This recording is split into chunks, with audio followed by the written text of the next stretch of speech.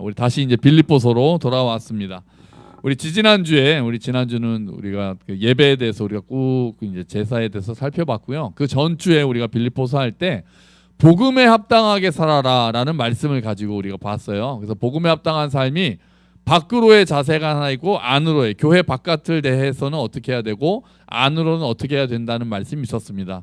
교회 안으로는 어떻게 하는 게 복음에 합당한 삶입니까? 한 마음 한 뜻이 되는 것. 한 마음으로 서로 우리가 한 마음으로 하나 되는 것이 복음에 합당한 삶이고 바깥의 대적자들에 대해서는 두려워하지 않는 것. 그게 복음에 합당한 삶이었어요.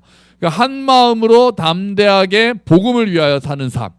적들을 두려워하지 않고 우리가 한 마음으로 뭉쳐서 복음을 위하여 사는 삶이 복음에 합당한 삶이 되는 거죠. 여러분 그렇게 사는 게 쉬울까요? 그러지 않죠. 쉽지 않습니다. 쉽지 않은 길이에요. 지금 그래도 우리는 비교적 편안하게 신앙생활을 할 수 있는 환경에 놓여 있죠. 너무나도 감사하게도요. 근데 하지만 우리가 이 성경 처음에 빌립보서를 읽고 있는 빌립보 교인들도 그렇게 편안한 상황은 아니었습니다. 예수를 믿는 것이 훨씬 어려운 일이었어요. 이 당시에는 아직은 그 로마 시대 막 네로 황제처럼 뭐 예수 믿는 사람 잡아다가 막 사자 그 굴에 집어넣고 이제 그런 일이 있지는 않았습니다. 근데 좀 더 교묘하고 좀 더 근원적인 문제가 있었어요. 뭐냐면 아마 사회적으로 소외되고 경제적으로 고난을 많이 겪었을 것이다라고 생각을 합니다. 그러니까 아직 국가 차원에서 기독교 신앙 예수 믿는 사람들 잡아가고 그런 건 아니었지만 그 빌립보는 우상숭배가 가득한 곳이었거든요. 그 사람들이 다 우상숭배로 연결되어 있는 거예요. 장사를 하는 사람들도 다 우상이 연결되어 있고 막 신상도 가게도 두고 앞에도 두고 막 그런 거예요. 그런데 어느 날 갑자기 저 옆집에서 식료품 가게 하는 사람이 나 이제 예수님을 나의 주요 구세주로 모시기로 했어. 그리고 우상을 다 치워버린단 말이죠. 그렇게 되면은 왕따가 되는 거예요. 그 공동체에서. 쟤 되게 별나네. 우리가 믿는 신 다 가짜라고 그러네. 왕따가 되니까 경제 생활에서 물러가기 시작하는 거예요. 잘 안 되는 거예요.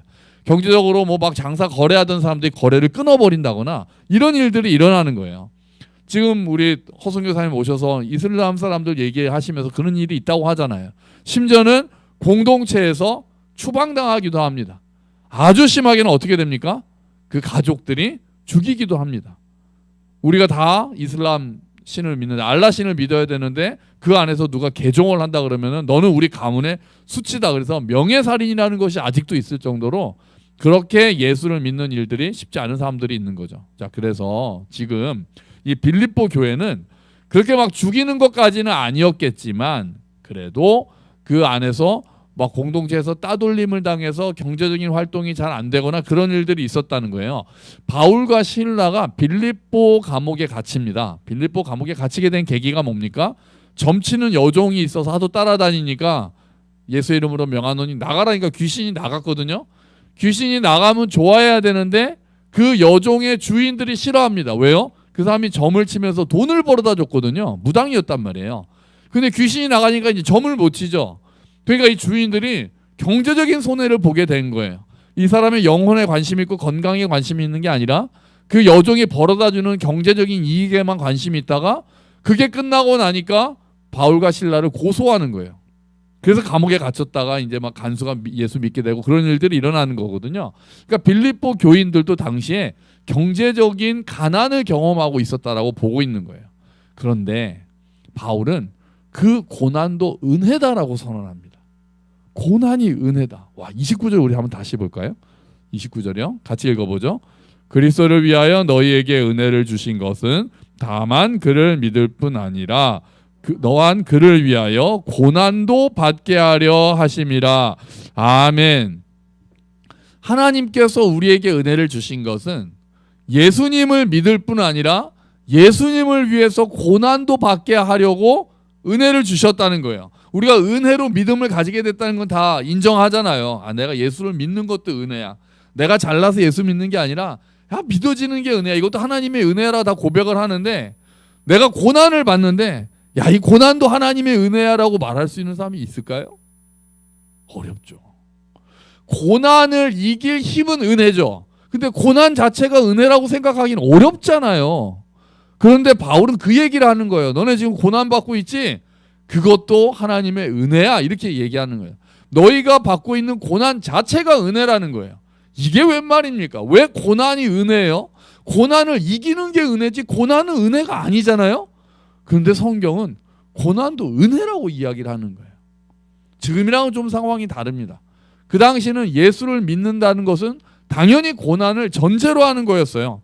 우리는 고난을 받고 싶어 하지 않습니다. 그리고 지금은 그렇게 고난이 많지가 않아요. 예수를 믿는다고 해서 최소한 우리나라에서 지금 물론 특별한 경우들 뭐 가정 상황이나 마을 상황이나 있겠지만 우리 대부분은 예수를 믿지 않는다고 해서 고난을 경험하는 경우는 별로 없습니다. 하지만 예수님이 계셨던 그 당시에는 갑자기 예수님을 믿는다는 것은 고난이 전제된 거였어요. 고난이 당연히 따라오는 걸 알고 믿은 사람들입니다. 그러니까 지금 우리랑 다르죠. 우리는 뭐라고 전도합니까? 예수 믿으면 마음에 뭐가 와요? 평안이 와요. 근데 만약에 초대교회 사람들한테는 너 예수 믿으면 이제 고난이 올 거야. 그게 은혜야. 이럴 수도 있는 거예요.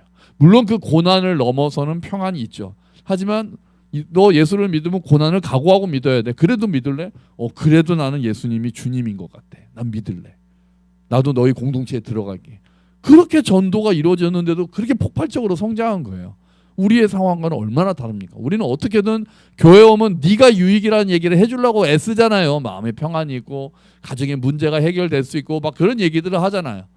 그런데 고난이 있을 거라는 얘기는 잘 안 하잖아요. 우리는. 근데 바울은 아예 너희가 은혜를 받은 것은 고난 자체가 은혜다라고 얘기를 하고 있는 거예요. 우리랑 너무나도 달라요. 이 당시에는 가족과 마을 공동체에서 쫓겨날 가능성이 컸는데도 그런 고난이 당연히 따라왔다는 거예요. 그런데 빌립보 교인들은 이미 그 고난을 겪고 있고 야 그것도 은혜야. 그렇게 얘기하고 있는 거예요. 바울이. 고난 자체가 은혜라고 바울은 이야기를 하고 있는 겁니다. 와, 얼마나 그게 우리로 하여금 다른 마음을 보여주는 겁니까? 그러니까 그 이스라엘 사람들은 그 빌립보 교인들은 이런 상황에서도 내가 예수를 믿어서 받는 고난도 은혜구나라고 생각하는 거예요. 예수님께서도 세상이 너희를 미워하거든 어떻게 하라고 그럽니까? 이상하게 여기지 마라. 왜요? 세상은 나를 미워했으니까. 세상은 나를 미워했으니까 나의 제자인 너희를 미워하는 걸 이상하게 생각하지 마라. 너희가 세상에서 환난을 당할 거야. 하지만 담대하라. 내가 세상을 이겼다. 예수님도 예수님을 믿는 것 자체가 이미 고난이 따라올 거라는 것을 미리 전제하고 다 말씀을 하십니다. 그래서 사도행전에 보면은요, 사도행전의 사도들이 막 예수님이 주님이다라고 고백했다가 끌려가가지고 감옥에 갇히고 막 맞거든요. 그리고 뭐 너 다시는 예수의 이름 뭐 부활했다 이런 소리 하지 마. 그리고 쫓아냈단 말이에요. 그랬더니 사도들이 야 내가 괜히 예수를 믿어가지고 이 고생 이걸 하나? 라고 하지 않습니다. 그 사도들은 뭐라고 합니까? 그 이름을 위하여 능욕받는 일에 합당히 여기심을 받고 기뻐하니라. 이게 사도행전의 고백이에요.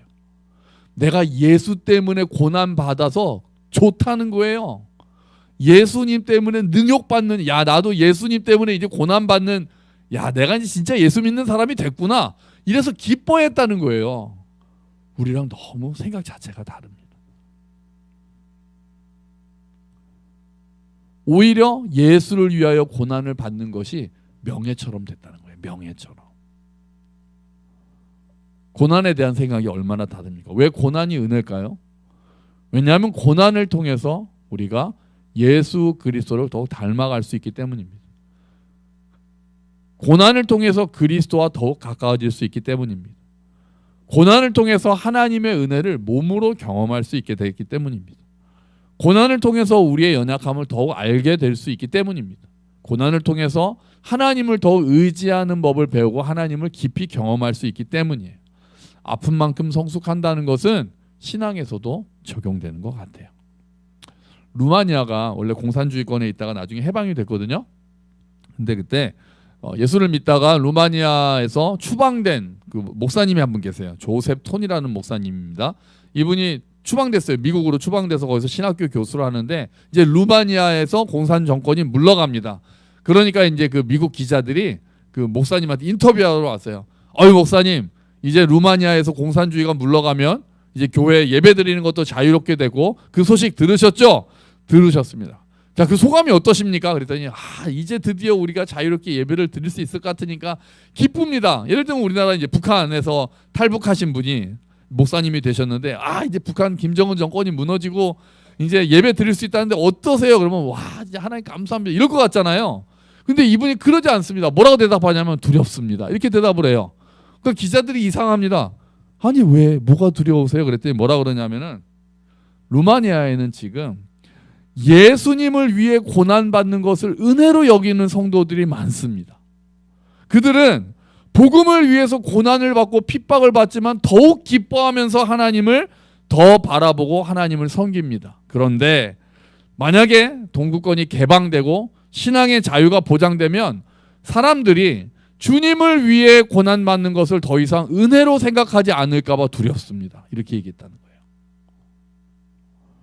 오히려 핍박이 있을 때는 내가 예수를 위해서 핍박을 받는 게 은혜다라고 기뻐하던 사람들이 쉽게 말해서 배부르고 등이 따뜻해지면은 고난을 싫어하게 되고 예수를 위해 고난받는 것을 피하게 되고 그렇게 될까 봐 자기는 두렵다는 거예요.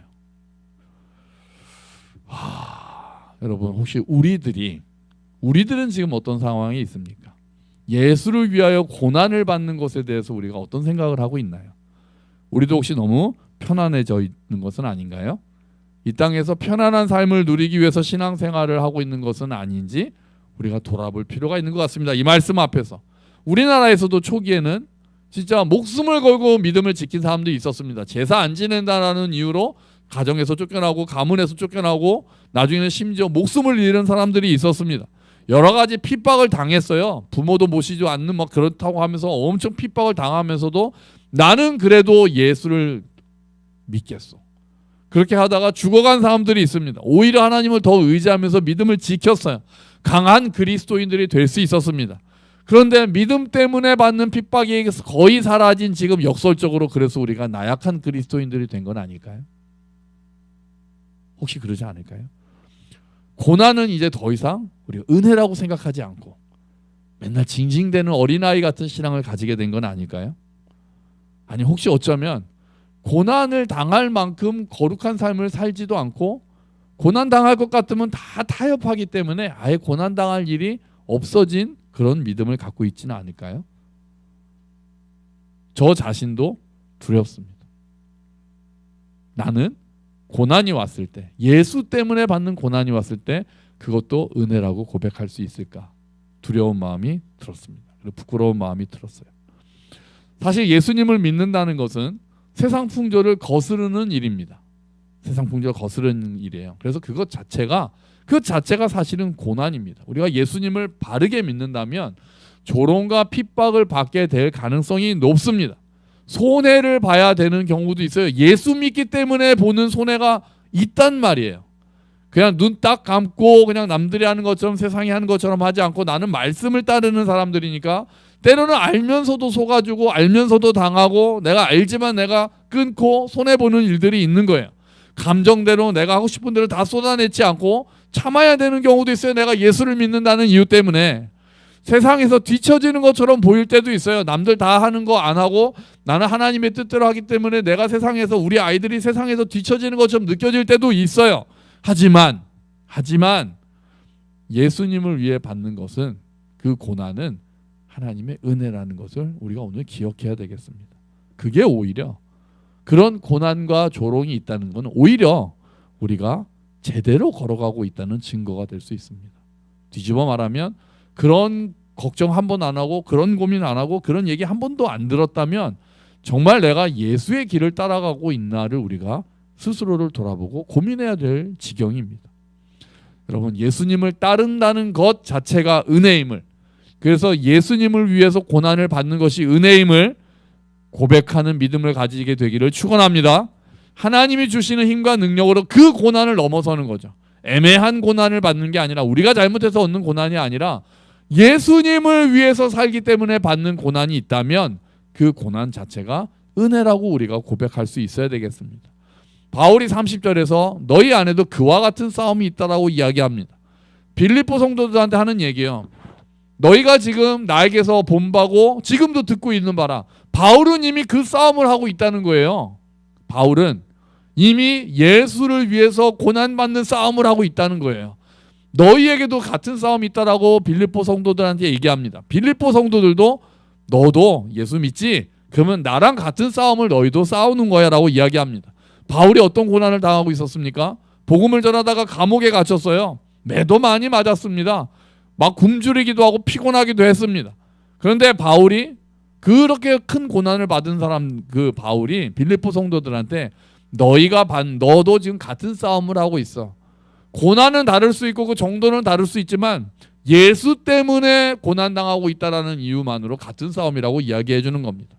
빌립보 성도들이 바울과 같은 싸움을 했던 것처럼 우리 또한 바울과 빌립보 성도들과 같은 싸움으로 부르심을 받았습니다. 우리는 사탄과 싸워야 하고 세상과 싸워야 하고 우리 자기 자신의 정욕과 싸워야 합니다. 우리 힘으로 싸우는 것이 아니라 우리에게 힘과 능력을 주시는 하나님을 믿는 믿음 안에서 싸워야 합니다. 여러분, 우리는 그리스도의 군사로 부르심을 받은 줄로 믿습니다.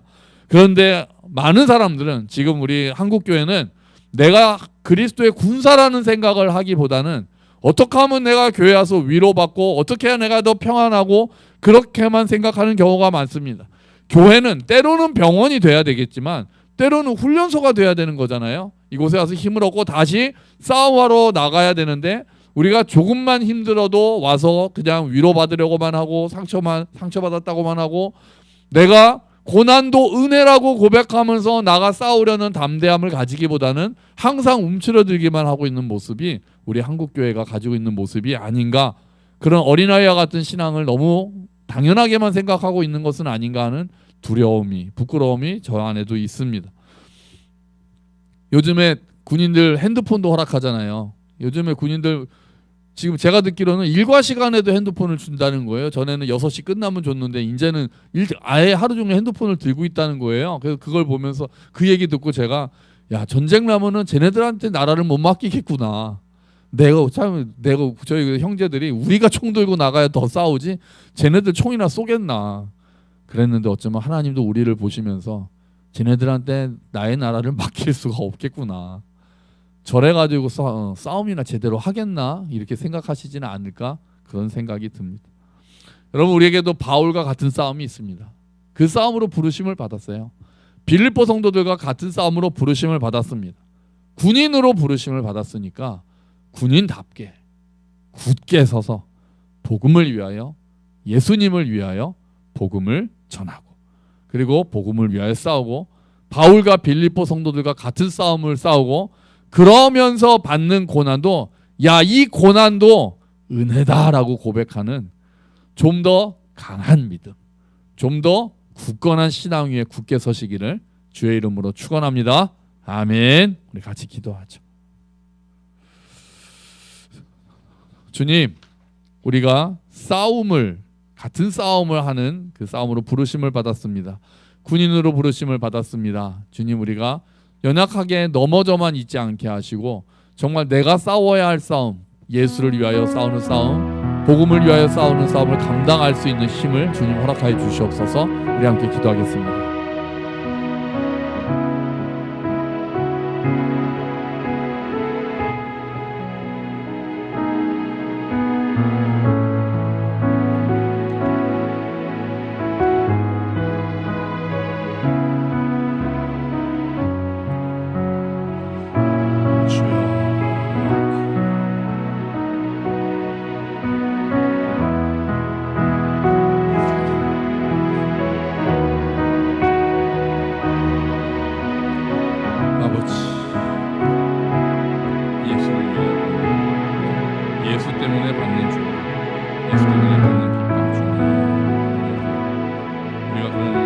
은혜로 여길 수 있는 은혜를 주시고, 고난조차 예수를 믿는 이유로 나오는 그 고난조차 은혜임을 기억하여 주시옵소서.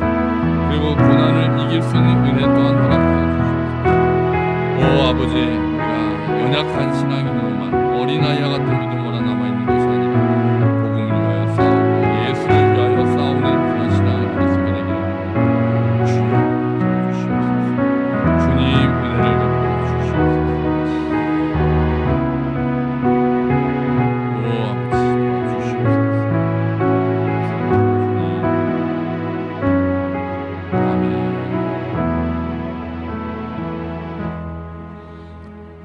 하나님, 바울이 고난도 은혜라고 고백합니다.